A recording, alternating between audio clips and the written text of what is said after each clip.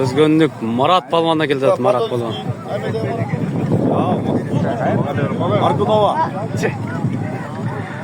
Aylantıp jetkirip keletat. Özgön Marat. Ayda Palvan Alavkadan gelgen İlgiz'in sorunu götürülüp keletat.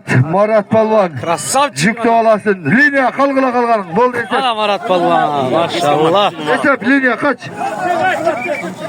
Kaç linya esep. Marat. O şeylerle binmeyeyim mi? Marat mı? Dostumuz mu? Uzunçu. Zanyaraka.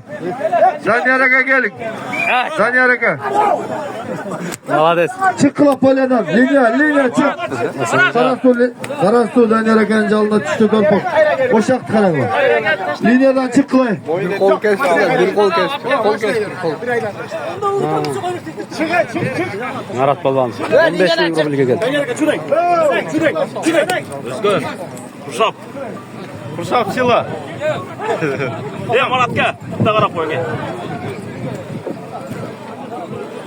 Assalomu alaykum. Tuğanlar. Kimberdi? Toyun koygulansın.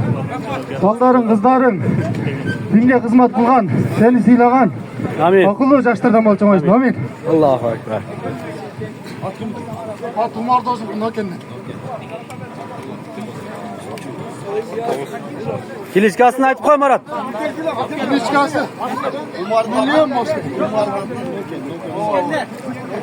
İskender Umar'dan.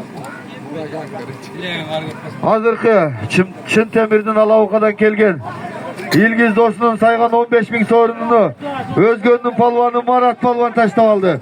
Bingen atı Canalavat Toket'in Umar Taksır'dın milyon degen kaşkartı bile taştap gitti.